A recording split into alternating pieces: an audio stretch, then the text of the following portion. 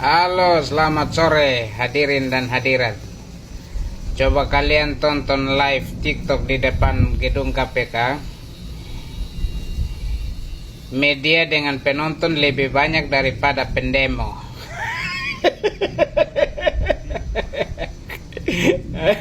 Gerombolan sakit hati gerutu KPK minta Pak Jokowi ditangkap dan diadili. Kata mereka Pak Jokowi adalah dalang korupsi Indonesia. Kalau memang yang mereka katakan benar, harusnya mereka punya bukti. Tapi mereka nggak punya bukti. Mereka cuma bisa nuduh, cuma bisa fitnah. Lalu yang memimpin demo tadi itu Roy Suryo. Kalian lihat nih. Dan orang yang ikut demo, orangnya itu-itu aja. Tuh, barisan orang tua yang sakit hati, tapi otaknya dungu. Bapak-bapak ini, mbah-mbah ini, ibu-ibu, ini bukannya mikir buat nanti ke akhirat, malah mikirin yang enggak-enggak. Malah kerjaannya fitnah orang, zolimi orang. Mbok kasih contoh yang baik buat generasi muda kita. Bukannya kayak gini. Ini kalau dihitung mungkin ada 100 kumpulan orang tua. Orang tua. Emang umur segini tuh lucu-lucunya. Mungkin Pak Jokowi ini orangnya terlalu baik. Jadi sama Tuhan selalu diberi cobaan. Tapi menurut kalian gimana teman-teman? Tulis pendapat kalian di kolom komentar. Salam jigigis. Kaum yang minta Jokowi menunjukkan ijazah, Jokowi bongkar ijazahmu, saya bayar pajak, saya berhak minta kamu bongkar ijazahmu. Ada aja yang kayak begitu. Coba kita luruskan. Lagi pula dia bayar pajak berapa sih? Pikirannya dia bayar berapa, terus dia dapatkan servis dari negara untuk keamanan, pertahanan, bikin jalan, pendidikan, kesehatan. Jangan-jangan negara lebih banyak bayar ke dia dibanding dia bayar ke negara. Kita luruskan. Negara itu tidak menerima ketengan. Anda minta Jokowi bongkar ijazahnya, terus negara harus mengikuti permintaan Anda secara ketengan. Ya tidaklah. Cara negara memutuskan adalah berdasarkan konsensus, jika tidak dari voting, dari suara mayoritas. Apakah Anda bagian dari suara mayoritas? Sejauh ini yang saya lihat, yang kekeh minta Jokowi bongkar ijazah adalah anak abah dan kawan-kawan. Dan itu bukan mayoritas.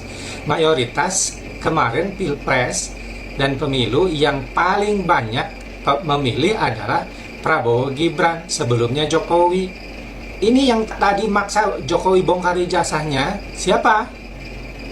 Jadi negara tidak bisa terima permintaan orang satu persatu, perseorangan, ketengan, harus didasarkan proses konsensus dengan mempertimbangkan suara mayoritas. Karena orang satu persatu, grup satu persatu itu bisa ribut, bisa konflik. Yang satu maunya merah, satunya maunya hitam.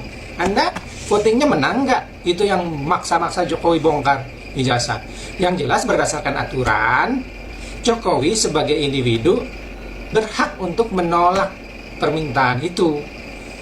Dan ketika Jokowi nyalon menjadi gubernur, wali kota, presiden, negara sudah meneliti ijazah Jokowi sehingga bisa dia menjadi presiden, wali kota, gubernur. Anda siapa maksa-maksa mengatakan Jokowi ijazahnya palsu? Ini barisan sakit hati selalu mengkorek-korek, mencari kesalahan Pak Jokowi, mencari kesalahan Mas Gibran. Tapi mereka tidak mampu membuktikan kata-kata mereka semua. Terlalu munafik.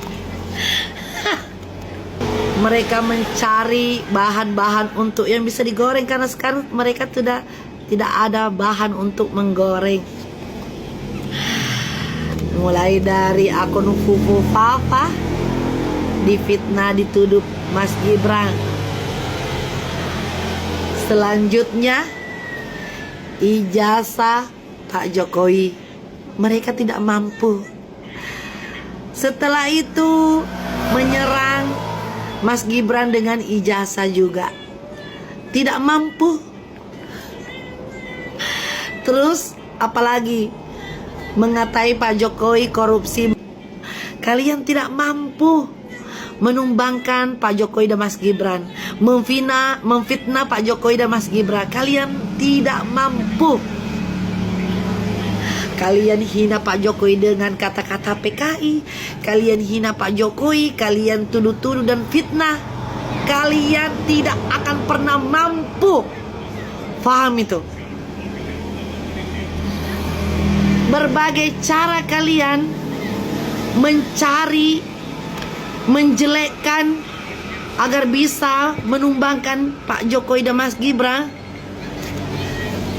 Begitupun dengan kami, beribu cara akan kami tumbangkan kalian. Faham itu? Kami BGS, Barisan Geng Solo, garda terdepan, garis keras Pak Jokowi, akan menumbangkan kalian semua. Faham itu? Kami tidak akan pernah takut sama kalian semuanya. Walaupun kalian mengancam kami, memfitnah, ataupun apa yang kalian bilang, kami tidak akan pernah takut sedikit pun.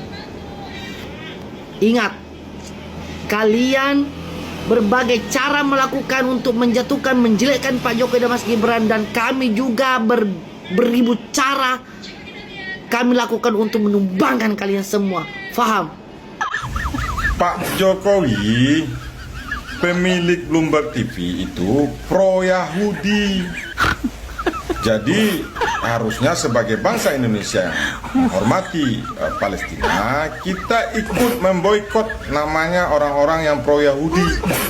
Bukan masuk, malah menjadi pengurus Dewan Penasihat di Bloomberg. Kadang agak aneh loh Pak. Kemarin Pak Prabowo begitu semangat pidato di PBB menyatakan bahwa Indonesia bersama Palestina. Indonesia akan mengakui Israel sepanjang Palestina diakui oleh Israel sebagai sebuah negara. Tapi Bapak malah ikut lembaga Yahudi itu. Ya, aduh Pak, Elim Pak Elim. Ini selamat malam. Saya baru dapat video ini dari teman-teman. Pertama, peace. Omal peace. Bloomberg TV itu nggak ada Bloomberg TV Omal peace. Ya, kalau mau bikin video semangat boleh. Tapi cek dulu faktanya Bloomberg itu apa.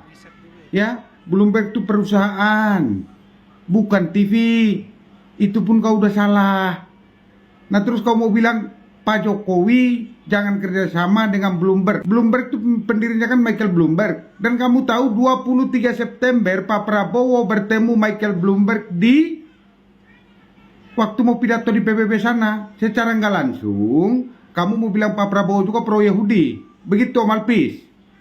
Kayak begitu. Tolonglah kalau makanya cari informasi itu yang lengkap. Kau ngomong Bloomberg aja bilang TV. Ya, kalau asasnya hanya karena ketidaksukaan, mau framing-framing begini recehnya itu Malpis. Receh. Itu receh. Salam hormat. Pelajari lagi data kalau mau bikin video, oke? Jangan bilang dong anak-anak muda ini Pak Jokowi itu penipu. Sama sekali bukan. Itu fakta dari apa yang dia sampaikan selama ini. Apa penipunya di mana? Jadi itu harus dilihat oleh apa yang dikatakan sebelumnya dan apa yang dikatakan seterusnya, sehingga jangan sampai mereka terjebak dalam hal yang sama gitu. Itu problemnya. Saya tambahkan dikit Pak. Lagi-lagi ada gerakan, ada demo untuk minta Pak Jokowi diadili, ditangkap. Ini sudah terjadi dari dulu sampai sekarang. Terus ya teman-teman, kelompoknya itu saja, tuntutannya tidak jelas. Kalaupun ada tuntutan tapi buktinya tidak ada, tidak kuat ya teman-teman. Jadi ini kan yang terjadi sehingga banyak orang menganggapnya ini absurd ya teman-teman, kelompok ini, karena ya itu saja orangnya. Kalau memang ini keresahan publik yang meluas ya, mewakili banyak orang, pasti jumlah yang demo itu meningkat, eskalasinya terus meningkat karena memang tuntutan ini harus segera dilaksanakan oleh penegak hukum ya, karena merugikan atau terindikasi korupsi. Tapi faktanya malah jadi dagelan dan lelucon ya teman-teman. Kalau perhatikan itu malah diketawain banyak orang ya, kelompok yang selalu seperti Roy Suryo ini ya, bahkan sudah menjadi olok-olok ya, Roy Panci ya teman-teman, jadi diolok-olok lah gitu teman-teman. Dan kalau teman-teman perhatikan ya, sebenarnya mereka mendowngrade dirinya sendiri. Rismon, seorang peneliti, sekarang jadi bahan ledek-ledekan saja. Lalu Roy Suryo, seorang pakar telematika pengakuannya, mantan menteri.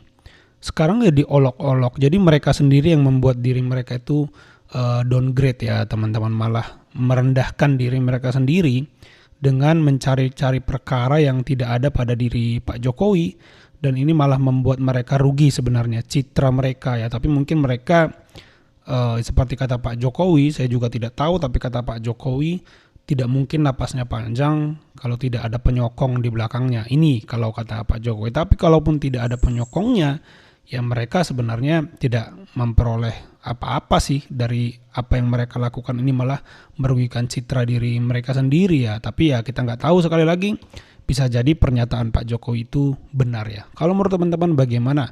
Coba tambahkan di kolom komentar. Itu saja video kali ini. Jangan lupa di subscribe channel ini agar terus berkembang. Sampai jumpa di video saya selanjutnya.